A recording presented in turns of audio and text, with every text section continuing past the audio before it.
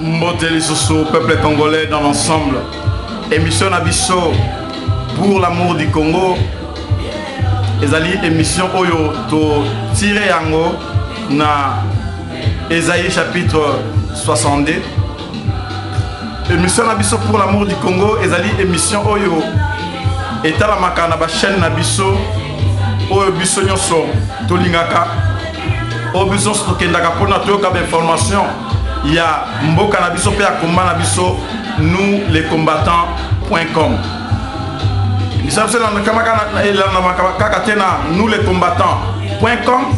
Mais émission Nabiso pe elandamaka lisusu na chaîne Nabiso ya Angleterre Voice of Congo. Et celui qui a la Voice of Congo te émission Nabiso pe lisusu kolandama na chaîne Nabiso Media 7 pe na YouTube na kanisibino sobolandaka na Jules Rabi YouTube soko beti Jules Rabi pe okei kozala abonné na YouTube na Jules Rabi e kozala malamu mingi pe esengo mingi yango tolandaka toujours nous les combattants.com. Mwana mayele ayokaka lokola papa na biso Flori Edula aloba Anderson asali mayele na ye pe Voice of Congo ndeko na biso Franco asali mayele na ye pona mboka na ye Ingeta Media 7 ndeko na biso Foshino Tumba asali mayele na ye pe Jules Rabi YouTube Ingeta Victoire Ezali pour le peuple congolais. Merci. Yes, pour l'amour du Congo. O Ezali soutanga kolela ya pour la mbokate, pour ne kolote et comme tango ya ko papa. Tango ya ko pamela, ya ko kata, tango ya ngwe koki. Fe moto na nzambe kita na kati na mboka na biso ya Congo. Émission na biso pour l'amour du Congo oyo bino moko boyebi etambusa makana moko ya ba serviteur na bino le pasteur Jules Rabi. To kalisusu ndeko na biso oyo Kanambe Hippolyte abomaki kasi azalita munyoso na bandaku na biso tolanda ndeko na biso Alain Moloto pendant que émission na biso pour l'amour du Congo na ko glisser moi quelque chose oyo ekoluka kofungola bandeko ebele misu pe matoi tayo bandana bato olokiti nini pona Congo basi ya etan pour tout yaka to bandela ilongo na yo yaka mokonzi to bandela elongo na yo pona Congo na biso ya sika to televi pona kolela pona Congo na biso sembola loboko na ekolo tolingi to mona ke mona yo esika nyoso zali kolanda émission na biso pour l'amour du Congo. Chante avec moi ces cantiques si merveilleux oyo zali hymne national pona mboka na biso. Un jour tangu nzambe akokangola mboka na biso. Alléluia. Na mboka makila na Yesu mapetola ekolo mapongisa misala ya Kanambe na mboka la loboko tomona nguya tobebisa misala ya Kanambe na mboka makila na Yesu mapetola ekolo mabebisa misala ya Kanambe na mboka moto kitisa moto yaya ezekisa misala ya Kanambe na mboka moto kitisa moto. Chante avec moi kozala na kanda te mais yemananga elongo pona mboka na biso bientôt ezali kozala ya kokamba ya kokanga moi kwete nzambe azali kosembola loboko na ye pe tokomona elonga na nzambe. Alléluia. Yesu elonga elonga elonga elonga elonga elonga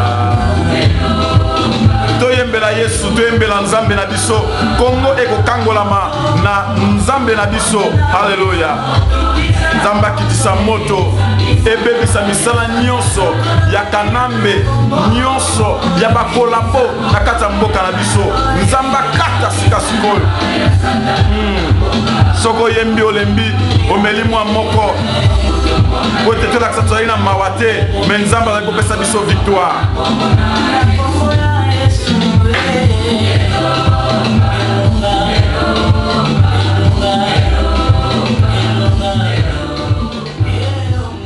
Peuple congolais dans l'ensemble, ezali na cadre ya émission Nabiso pour l'amour du Congo. Émission oyo elandisa metala maka mingi na bandeko na biso de partout. Pe mingi ya bandeko na biso pendant que moi mikolo eleki moi ebele ba monique tozali kolo ba lisusu te batindi ba mikanda batindi ba bengi na ba téléphone pour na koloba ete émission pour l'amour du Congo. Oye ba émission pour l'amour du Congo ezali émission oyo tambusa maka na oyo azali mosali na Nzambe pasteur Jules Rabi. Pourquoi de l'émission pour l'amour du Congo ezali pour la réveiller conscience, pour réveiller intellect, pour réveiller patriotisme, il y a peuple congolais vis-à-vis il y a Mboka na bango. Pourquoi émission Nabiso pour l'amour du Congo nalingaka mingi kotanga ezali ba Bible parce que nga tout d'abord nazali chrétien to ba chrétien o nyonso balandaka biso na pour l'amour du Congo bozo ba Bible na bino na livre ya Esaïe chapitre 62 na kata komba oyo en qualité de l'homme de Dieu ou son excellence l'ambassadeur de Jésus-Christ auprès des nations selon le mandat que Dieu m'a envoyé pour transmettre un message, un bon message à son peuple. Et aujourd'hui mboka na biso ezali na ba nkokoso yango totelemi lokola ba sali na Nzambe pe merci mingi na ba sali na Nzambe nyonso de partout esika tozali oyo bazali ko bonde la pe bazali ko lamusa pe balingi pour l'amour du Congo et ba na ko continuer na ko kene musika te tozu Bible na livre ya Esaïe chapitre 62. Esaïe chapitre 62. La Bible dit quelque chose qui est très important. Wapi esika to tirer émission Nabiso pour l'amour du Congo. Dans Esaïe 62, la Bible dit pour l'amour de Sion, je ne me tairai point. Pour l'amour de Jérusalem, là c'est Dieu qui parle. Pour l'amour de Sion, je ne me tairai point. Pour l'amour de Jérusalem, je ne prendrai point de repos. Jusqu'à ce que son salut paraisse comme l'aurore. Et sa délivrance comme un flambeau qui s'allume. Et sa délivrance comme un flambeau qui s'allume. C'est pourquoi Jules Rabi, son excellence l'ambassadeur de Jésus-Christ auprès des nations, a tiré thème oyo lokola Nzambe yemoko alobaki alobi pour l'amour de Sion je ne me tairai point. Pour l'amour de Jérusalem je ne prendrai point de repos jusqu'à ce que son salut paraisse comme l'aurore et sa délivrance comme un flambeau qui s'allume. Ngape na yene liboso ya peuple nanga congolais, pe liboso ya ba combattants de partout le monde, pe diaspora mobimba pe congolais oyo azali na kati ya mboka ya Congo, koyebisa ete pour l'amour du Congo, on ne se taira point. Pour l'amour du Congo, nous ne prendrons point du repos. Jusqu'à ce que nous allons voir sa lumière ou son salut paraisse comme l'aurore et sa délivrance comme un flambeau qui s'allume. Donc cela veut dire jusqu'à ce que nous allons nous arriverons à mettre un état de droit dans notre pays. C'est alors à ce moment-là, le peuple congolais aura le temps du repos. Alors à ce moment-là, le peuple congolais va jusqu'à ce que finalement,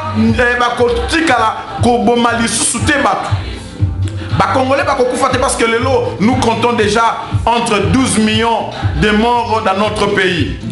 Nous allons toujours un risque de balkanisation dans Katia Mboka Nabiso. Nous allons toujours assiéger batu oyo bazali bakolaboto batu oyo baye pona ba déstabiliser pe pona ko détruire Mboka Nabiso ba occupant ya Mboka Nabiso. Donc entre autres les Rwandais et la communauté internationale et les impérialistes belges oyo ba vandeli Mboka Nabiso Congo. Mais pourquoi émission Nabiso pour l'amour du Congo Yalelo? Émission Nabiso pour l'amour du Congo Yalelo Naye Mbangu, parce que beaucoup de nos amis de partout le monde et des hommes de Dieu, ils nous ont appelés pour dire Makabuko Ezali Koleka, il y a le 21 décembre na Zénith JB Akobeta. Alors Batouya Bandekoya pour l'amour du Congo et l'équipe ensemble pour l'amour du Congo Bavandi Kimate Balobi et Sengeli Toloba et Sengeli to mandaté peuple Nabiso et Sengeli église et Telema pour na ebunda pour na situation oyo. Les autres kosolola makamu ezali un peu ébélé à part verset oyo la uti kopé sabiso tokoki kokende kotala pourquoi nous parlons à JB et aux d'autres musiciens. Pourquoi nous ne voulons pas de la musique nakanisi bandekonabiso de partout ba pesi ba le pourquoi ba raison sur lesquelles o ezali ko permettre te que non to beta musique et na ngaki koyebisa peuple congolais to ba que non musique ezali ndenge bandeko mususu bazoko meka muke ko koloba que non musique ezali culture na biso tozali ko boma culture na biso. Nalingina mekampe koyebisa peuple congolais dans l'ensemble. Musique ezali culture na bisote. Musique mutu a imposé musique na kati na mboka na biso ezali les sanguinaires ya roi Baudouin. Vous-même vous savez ce que le roi Baudouin a fait dans notre pays. A neutraliser pays na biso dans l'époque balingaki ba caoutchouc balingaki ba ceci cela et ba boma peuple na biso na époque wana ya roi Léopold pardon. Baboma peuple au moins 10 millions de morts. 10 millions à cette époque-là. Selon Ndenge Salaki ba recensement entre autres na ba époque wana ce qui botani histoire comme il y a eu au moins encore de 10 millions de la population. Malgré la population de Koboto donc il va kufaki plus de 10 millions na époque wana. Alors roi Léopold a installé qui système ya musique. Donc musique et uta et pas ya roi Léopold II. Azwaki Congo lokola son propriété privée a créé un système wana ya musique pour musique et bana kokolali sa population pe bango ba profiter na oyo bango bazalaki nango besoin ba profiter na richesse oyo ezalaki ya Congo mobimba. Alors yango installaki yango tango bato bazali koyemba bango bazali ko profiter kozwa richesse n'époque wana boyebaki caoutchouc nini fer donc il y a eu tant de richesse à cette époque là na ndenge bazwaki nini aluminium pour bakende kosala bombe atomique. Donc c'était à cette époque là d'où le roi Léopold a créé qui musique. Donc musique ezali culture na biso te. Par contre culture na biso qui kozala ndenge tout le monde a peut-être na bandeko na biso ya baluba bazali na culture na bango bezali babenga kachiba ou donc ceux qui obali moi si a qui ko ngelo sala ekobo libanda te parce que ceux qui bosi ba balie ba peseli mbongo soka sali ekobo et que mobali azali koyeba que moi si azali ko sala mabeli banda et que mobali accepter moi si na ende ngwana alors kufe ko ya na kata famille wana ou bien bana na bango ba koma bakizengi mbako kufa. Donc voilà des cultures ya Congo culture na biso na ki n'importe na biso na moment là selon nini culture na biso chef to mo conducteur mutu o azali plus âgé que yo okozongi cela est langage te okozongi cela est parole te wana ezalaki la kata ba mère sans souper la culture na biso soki mutu akufi moi si tu as couvert mobali ba comme ta famille moi si ba sopeli nini fufu na mutu wana ezalaki culture na biso moi si akova na kata ndaku akobimate soka bimia kondo bima makolongulu akota makongo parce que azali ko kabisa mobali na ye akufa wana ezali ba culture na biso. Donc culture ça qui musique était musique ba imposa qui biso c'est pourquoi nani Lumumba aboyaka makambo ya musique et tant on de biso ba belge tango babomi Lumumba ba belge bazali mitema mabe makashi peuple congolais esengeli to lamuka to mettre fin na relation oyo ba belge bazali motama makasi. Pourquoi bazali motama makasi? Bakanga nani papa na biso Simon Kimbangu pendant 30 ans de prison. Batie na prison tango Simon Kimbangu a bimi na prison babomi. À part ça Congo est une indépendance, à part que les 10 millions au Bango Baboma. Congo est une indépendance. L'indépendance, il y a Congo, tant que une indépendance, il y a eu la démocratie. Le premier gouvernement du peuple, choisi par le peuple, élu par le peuple, le gouvernement Lumumba. Et la démocratie dans un état embryonnaire dans cette époque. Mais les Belges, ils ont arrangé des voies et moyens pour na baboma. Batou oyo bazaki ba élite ya mboka na biso na époque. Babomi Lumumba, botala motema mabe, ba briser directement démocratie oyo ezalaki koningaki régner na kati ya mboka na biso. Ba sisi ko briser démocratie. Bakamati Lumumba babomiye, ba imposer biso Mobutu.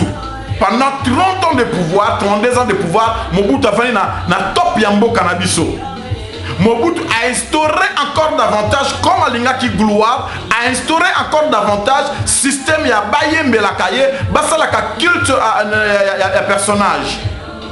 Donc, pour dire que musique, ezali ni na bisote, nenge bande comme souvent mais qu'un peu ko essayer un peu ko ba que non musique ezali ni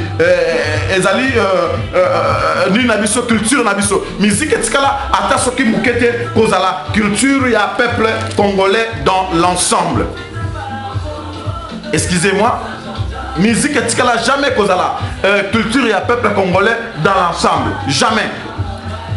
Alors, pour aller un peu vite, Tokei na Bible na livre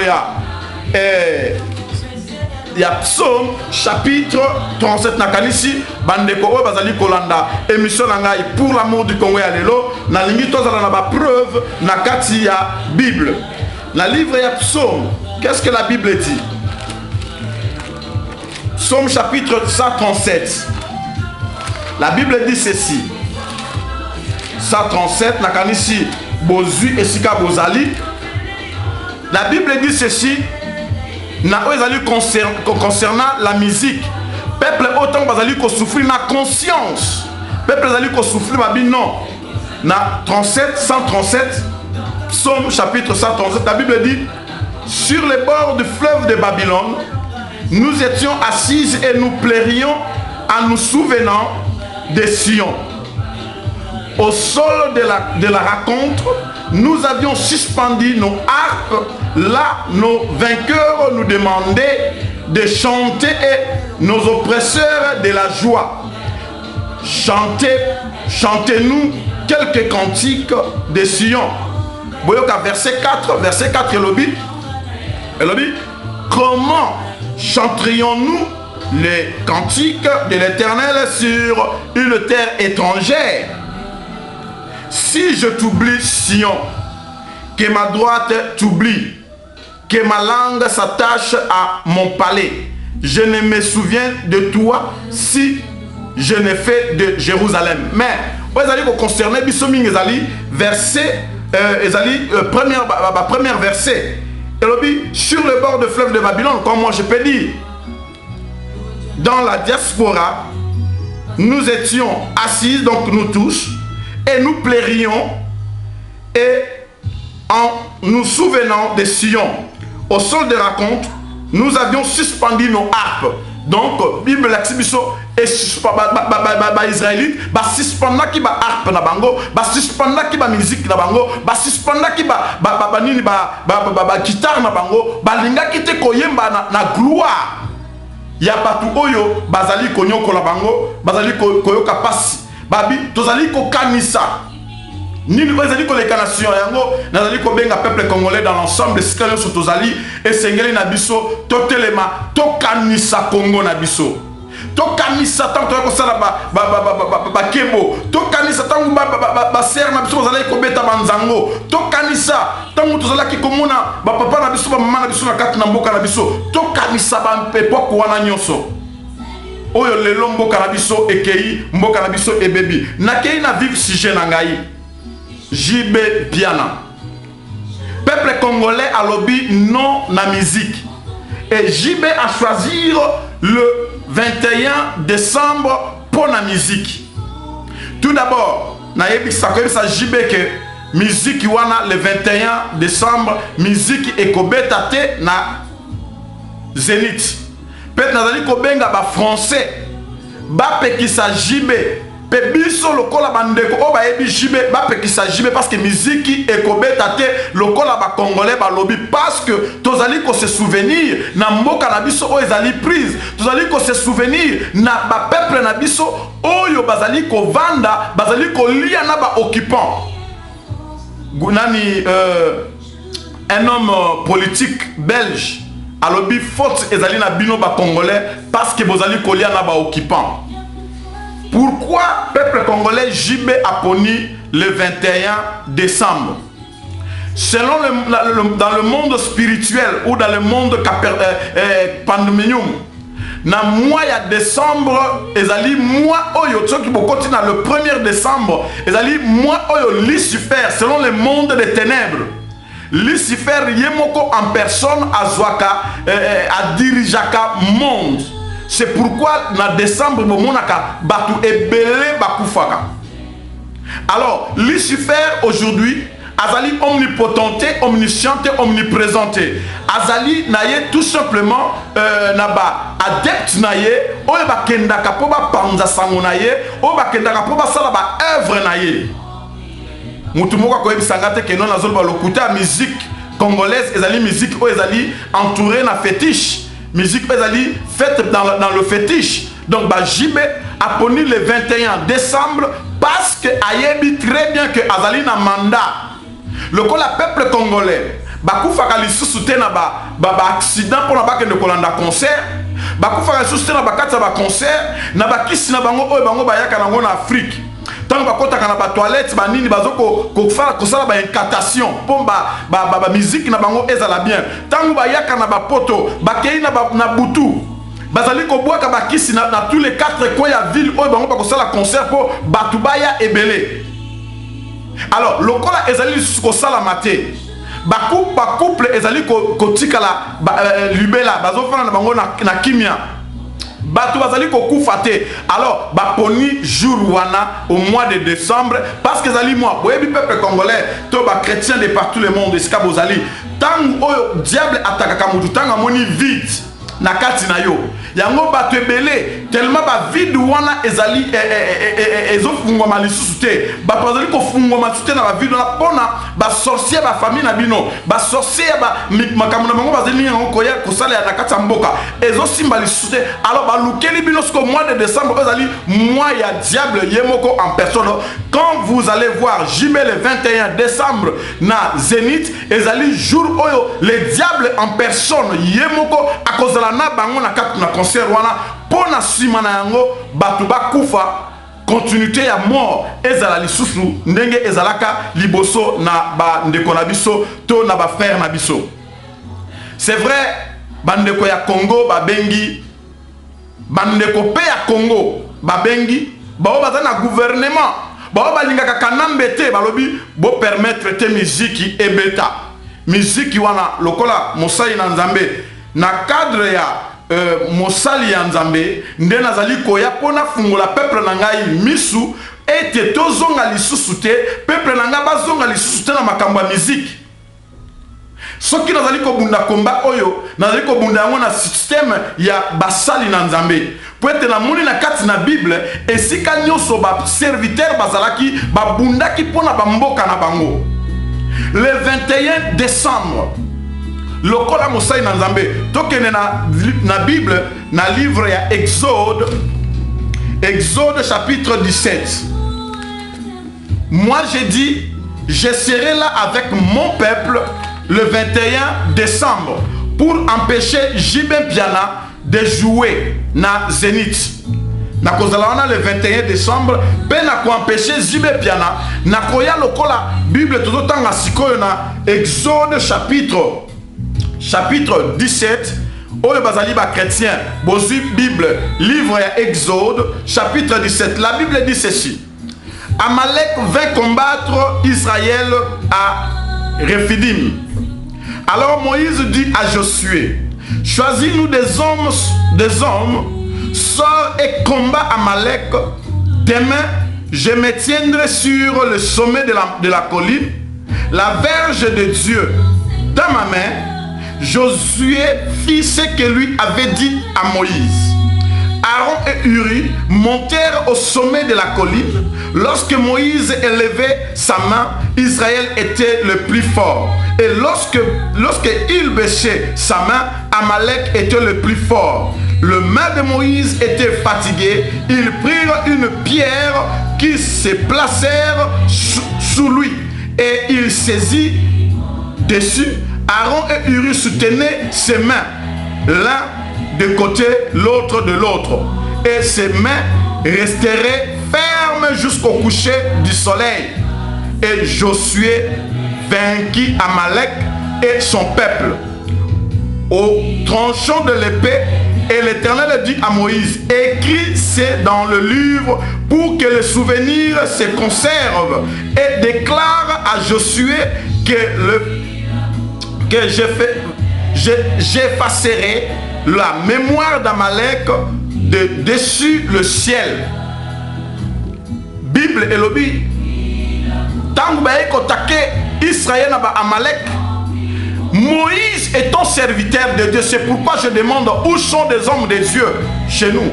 Mais moi je sais il y a des serviteurs de Dieu, des hommes de Dieu capables, des hommes de Dieu puissants et des enfants de Dieu chrétiens. Nous serons là, moi-même et notre équipe pour l'amour du Congo, équipe de chrétiens, nous serons là et je mandate mon peuple, les combattants de partout le monde, et Sika Bozali, va combattre à Allemagne, va combattre à Canada, va combattre à États-Unis d'Amérique, va combattre à Angleterre, va combattre à Suède, va combattre à Belgique, il y a Hollande, il y a France, Bissonnion, Sotozaba, Bis, Tokoya Wana. Et Ngaï étant que combattant, résistant, pasteur, nakati na bitumba ya mboka na ngai, nakozala wana pe nakati na prière po ete biso tolonga jibe mpiana. Parce que jibe tozali ko qualifier lokola Amalek. Oyo bayaki ko bundisa Israël. Nazobenga peuple nanga na conscience ya mboka na bino. Mboka na biso ezali kokufa, mboka na biso tanto ba culture ezali musique ite. Culture na biso lobi ke soki mutu akufi fete ezalaka te na ndako wana. Koma biso nga nazali mutu ya Kindu Manyema. Naza mutu ya Kindu Manyema. Papa nanga azali mutu ya Kindu Manyema, mama nanga azali mutetela obonga Omoi Véronique. Papa nanga Lumu Mwarabu. Non na botami na Kindu. Comment mboka na biso esika tozali batu bazali kokufa ba millions de personnes bazali kokufa biso tokenda ko se réjouir ba musiciens ya Israël balobi bavandaki bazali ko kanisa ba boyaki kotelema pe koyemba pour la gloire ya batu. Merci beaucoup na ba grand serviteur de Dieu. Merci beaucoup na pasteur Tosh Moulenga. Nazali ko pesa yo mbote Tosh Moulenga na kati ya Israël. Pasteur Tosh Moulenga. Tala bato zena na bolingo ya Congo. Alobi pasteur Jules, je t'invite ici en Israël. Yaka na Israël toko bonde la ngai na yo main à la main na liboso ya mire à la matation pour na Congo. Merci tout d'abord l'homme de Dieu pour la invitation na yo na Israël Tosh Moulenga. Nzambe apambola yo pe apambola libote ya ingomba nyoso pe na conscience ya mboka oyo ozui ozoko senga mutu na Nzambe yaka to bonde la pona lingomba to bonde la pona mboka na biso. Donc bientôt pour l'amour du Congo tokozala na Israël ensemble na bandeko tokobonde la pona Congo tokozwa drapeau na biso main dans la main ba serviteur de Dieu nyonso o bazali kuno na kati na Israël boyeba ke tozali koya pona to simba na main dans la main na mire ya lamentation pona tole la pona mboka na biso. Donc jibe toli ko qualifier lokola Amalek ba combattant bozala wana lokola Bible elobi awa. Alors Moïse dit à Josué, choisis-nous des hommes. De choisir ba homme vaillant, ba homme fort. Nakanisi bino moko bomoni pona jibe a gagné a beta concert ba kei ko luka Alain Claude oyo azali haïtien na Haïti lelo bato azali kotambusa pusu-pusu oyo ya manzandata te me pusu-pusu ya mabaya pasi eza na Haïti na Haïti kuna souffrance eza na Haïti me ya moni yango te alingi kosala business azali businessman na affaire oyo etali Congo. Monsieur Jean-Claude, le problème du Congo, si tu t'es marié avec une Congolaise, cela ne dit pas que le problème du Congo ça te concerne. Tout d'abord, chez vous à Haïti, il y a beaucoup de problèmes et beaucoup de situations difficiles. C'est le pays le plus pauvre au monde. Donc par rapport à tes business, tu dois tout d'abord faire des voies et moyens pour que Haïti puisse sortir de cet engoulement qu'ils sont, cette pauvreté extrême dont se trouve Haïti. Donc le problème du Congo, ça ne te regarde pas. C'est pour cela je ne parle même pas en français parce que je t'envoie tout simplement les messages. Parce que le problème du Congo, nous allons le traiter dans notre propre langue. Nous ne voulons plus la langue des impérialistes. Et nous voulons tout simplement notre propre langue et notre propre peuple. Donc c'est le temps où le peuple nabiso et sengeli totelema. C'est le temps où et sengeli toloba non à monsieur oyo. C'est vrai. Balobi bakoyana au moins batuya makasi. J'ai vu ndeko nabiso faire moi nabiso ya muke faire gola asali fête naye. Namoni batche na porte ba Camerounais, ba Ivoiriens, soi-disant bato makasi. Donc le problème du Congo aujourd'hui, on n'arrive plus à trouver la solution entre nous. Donc il faut tout simplement inviter les autres. Pour baya ko dominer biso. Ba Belge va dominer Congo, ba Libanais va dominer Congo, ba Sénégalais va dominer Congo, l'autre comme ba Chinois, to comme na ba Indien, to comme les sous na ba Haïtien ba ko dominer les sous Congo. Donc peuple congolais, botoye ba que dans l'ensemble, toye ba que non makambu oyo ezali koleka na Congo, le problème ya Jimbe est comme une distraction. Distraction pourquoi? Parce que ba tcheli biso Jimbe problème wana parce que nakanisi boyeba koyoka ki na Dar es Salaam na Tanzanie ba bengani nani ba Rwandais ou Tutsi ba Rwandais Tutsi ba bengani bango na Tanzanie na Dar es Salaam. Alors ba M23 ba zu ba Rwandais Tutsi ba tie bango na Goma ba tie bango na est ya pays. Boyoka ki très bien que non il y a eu nani 2000 soldats rwandais ba intégré bango na armée congolaise. Toyoki nini accord ya nini ya nini ya Lusaka ya Zambie place bazali kuna basali ba accord na bango esili balingi ba intégrer lisusu.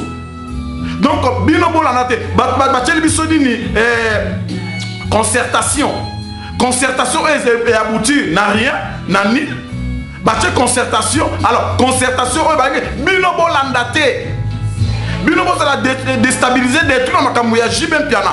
Or ezali makambo nene ezali koleka na kati ya mboka. Sengeli peuple congolais dans l'ensemble totalement. Sengeli tozo conscience. Toyeba ke mboka na bizali ko kende. Tozo conscience. Peuple na biso jusqu'à preuve le contraire ti lelo bazali na conscience te ba ke non bande ko na biso bazali ko kufa. Jiba lobi abi ke non culture na biso ezali musique. Musique etikala jamais poza la culture na biso. Yango nazali ko benga peuple congolais dans l'ensemble totalement to bunda pona mboka na biso to permettre te na pesi merci na ba homme de Dieu nyonso oyo balobe ke non tozwa. Il y a des hommes de Dieu forts et puissants. Nazali ko pesa tout d'abord le pasteur Nikens Kobange na kati ya Suède oyo pe adhérer na kati ya émission na biso pour l'amour du Congo. Bazali ba braya pour l'amour du Congo, apôtre Nikens Kobange na Suède. L'homme fort et puissant de Dieu. L'homme qui craint l'Éternel notre Dieu. Tout d'abord, félicitations pour le mariage Nabino na maman Nabiso, Mwasi Nayo. Nzambe Azara Nabino, ce sont des églises comme ça, comme mon bien-aimé Kobange. Il s'engage Nabiso va Congo, to na kokutana na Suède. To kutana pona, to bonde la kapona mboka Nabiso. Nakanisi Nzambe apambola yo Mosei na Nzambe Nikens Kobange na kati na Suède, l'émission pour l'amour du Congo comme tu as voulu, comme tu as dit, comme tu as donné paramètres yango oyo bomoni kenali ko yebisa peuple na biso congolais dans l'ensemble pour na battre les mains. Pe ba combattre à Suède ba ya mukolo wana pasteur apôtre Kobange benda bango ba ya mukolo wana tinda pe église na Nzambe kuna le 21 ba pasteur nyonso apôtre Paul Mwanga na kata Paris na kosenga le 21 décembre église na yo pe et bondela Mukolowana, pendant que moi je serai sur le terrain, ma bolongo sur le terrain, pour la kobondela, ba combattant, ba vaincre, ba longa, même devant la police française, ce qui va lingi était concert wana ezala. Mais biso toyebi dans l'ensemble, et que concert wana, et kozalate parce que biso ba combattant, de partout le monde, to boy concert, to boy distraction, to boy peuple azala toujours une inconscience. Tolanda qui Alpha Blondy a parlé du Congo. Alobeli ba mort ya Congo. Bon ce qui Alpha Blondy. J'ai même piana bok mais quand on a ba tout le cas ba tike Jaffa Kole. Ba Alpha Blondy. Nous ne voulons plus de la musique. Tolobi musique est une distraction. Le col a pesé qui nango culture na bisote. To bani nango pe to longoli yango. Mais le peuple n'a toujours la distraction. Mais n'a dit que le peuple congolais dans l'ensemble, les chrétiens de partout dans l'ensemble, le 21 décembre, mois de décembre, les Congolais vont toujours dans le mois de décembre. Les sorciers peuvent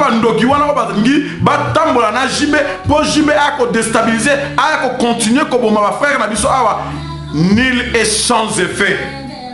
Et que si je suis tokomi nasuka na émission na biso pour l'amour du Congo.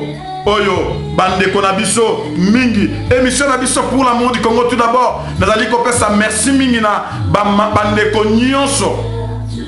Oyo balanda kabiso, oyo batala kabiso na États-Unis d'Amérique, na Canada. Émission pour l'amour du Congo et na Caroline du Nord. Tout ça babande ko na biso bazali kuna maman na biso Solange Divengele na Caroline du Nord bozali kolanda biso na Texas bozali kolanda biso maman na biso Julie Mizidi bino bozali kolanda biso kuna na Caroline du Nord tolobi naebi maman na ngai Solange Divengele a dit ngalobi papa le 19 décembre je serai à Paris. Moi aussi le 19 décembre na kozala à Paris. Communauté y a pour l'amour du Congo, peba homme de Dieu. Il y a pour l'amour du Congo entre autres apôtre Paul Mwanga et son rival Bankole na katna Afrique du Sud. Ami Nangai, le père de la nation, Ricardo Muzembo. Et Bissonioso, Nikes Kobange, Bissonioso, grand homme de Dieu. Toko Zalawana, Pona, to élevé, Pona to Kumisa, Pona to Kumisa Kolona Bisso. Émission pour l'amour du Congo, Tokomina Souka, Tosilisa émission na Bisso. Nanigai Kanaïb Sabinote. Concert et Kobeta T. Invitation à Bisso. Ezali de partout. To Pesibino, peuple congolais, bas combattants de partout. Toya. Totelema Mukolowana. Tokende. Kobunda. Pona bandeko oye balingi. Ba continuer les sous-sous. Konyokola. Peuple na Bisso. Communauté pour l'amour du Congo, Maman Nabiso, Ami, Mabala, Azali, bras droit. Il y a émission naye, Alina Kamingi pour l'amour du Congo. Nzambe Apambolayo, Maman Ani Mabala, et que ok le liboso parce que Motema Nabiso Ezalina Batu Bazali ko soutenir le Congo, Batu Bazali ko soutenir, ba émission Ezali ko réveiller conscience ya peuple congolais. Beba combattant nyos obalandaka, pasteur Jules Rabi, ba mama dynamique, botele mamukolona na lingi, tout le monde ba mama dynamique na Paris. Tout le monde ba mama Congo ya solo na Paris. tout le monde a homme vaillant, le col Moïse, alobaki, abisi Josué, choisis des hommes. Moïse a dit lorsque Moïse a lu dans le verset 10, Josué fut ce que lui avait dit à Moïse pour combattre Amalek. Les combattants feront ce que moi j'ai dit et ce que nous avons tout dit. Que fini les concerts, fini la musique. Et batunyo sur ma côté mais ezali likambu oyo ezali kaka likambu ya ba combattant mais ezali likambu ya peuple congolais tous a conscience de partout et sika tozali tous a conscience ya côté lema. Fini batu ba kufaka na diaspora.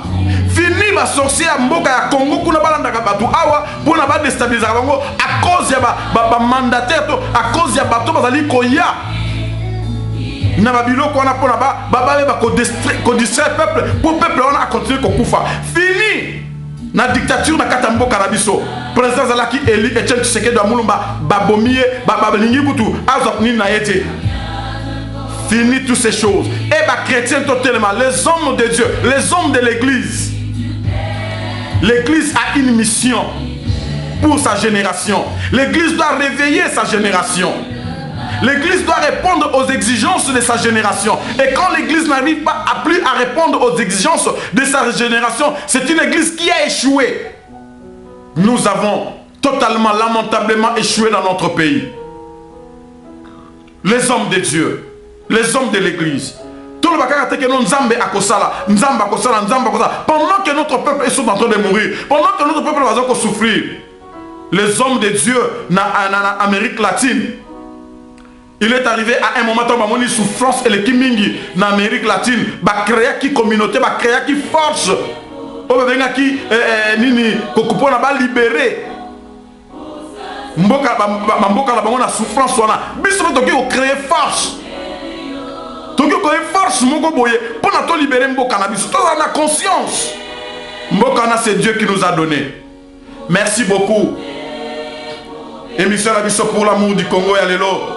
Et Souki, Lelo, peuple congolais dans l'ensemble de partout, et Sika Tozali, Nzambe, Abate la biso, Nzambe, Azala na biso, Nzambe, Asunga biso, Nzambe, Abomba biso, et Congo, to vaincre, Congo, to longa, Congo, to tia, Nzambe na biso liboso, Miziki, na bengi peuple congolais dans l'ensemble de partout le 21 décembre na Zénith boya tokopekisa jibe lokola Moïse aebisaki na nani na Josué apona mibali ya solo pona bapekisa ba malesite baboma bangote biso pe lokola ainsi pona topekisa kanambe na ba collaborer bo biso susute alors toloba non. Na kalisi émission na biso pour l'amour du Congo et Souki lelo na pesi libota nyonso ya ba chrétien mbote sika bozali na pesi ba homme de Dieu nyonso mbote esika bozali na pesi pasteur sans rival Bankole ba combattant Afrique du Sud mbote ba combattant ya Allemagne mbote Mosi na ba combattant nyonso kuna mbote ebele le 21 na Paris, na pesi ba combattant ya États-Unis, bambote ebele, na pesi ba combattant ya Belgique, France, Hollande, mbote ebele, invitation à biso, pasteur Gilles P. Abengi Sibino, Toya na Zénith, le 21 décembre, pour na commettre fin, na mutu oyo babengi Jibe Piana. Na makambo azali kosala, biso nyonso ngape nazali mwana ya bandal, mwana ndal, na lingi, tangu wenge zalaki pe tolaki pe, kosepela na ba époque wana mais sikoto lingi lisusu te na vani na bandal na kivunda tozana lupango na luputa donc soki na kitikin nazalaka na ndal mais jibe non to boy musique to lingi te peuple congolais dans l'ensemble ba lingi te ba chrétien ba boy musique tout d'abord ba chrétien to linga pe musique en répété parce que so bebi sa peuple. Merci beaucoup, Nzamba Pambola Bino, Apambola Chrétien, pasteur Kobange, na Suède nzambe apambola yo bo continuer lingomba pe sous message ya mawana kotinda na église ya apôtre Paul nayoki que banguna ya église bakoti bayibi biloko na kati église kasi nzambe o azali nzambe ayeba na ko détruire misala ya banguna église botelema nayoki veillée de prière pe jeûne et prière il y a 60 jours na kati ya église na bengi biso nyonso bino nyonso bozala wana pengana ko participer na bino ensemble. Le Congo sera sauvé et le Congo est déjà sauvé. La victoire aux combattants de notre peuple, la victoire pour notre pays. Ingeta musique kozalate pe musique ezali culture ya Congo te. Tolanda ndeko na biso ola lingaka mingi pona tosukisa émission na biso ndeko oyo Kanambe abomaki na kombo na ye Alain Moloto Toyoki.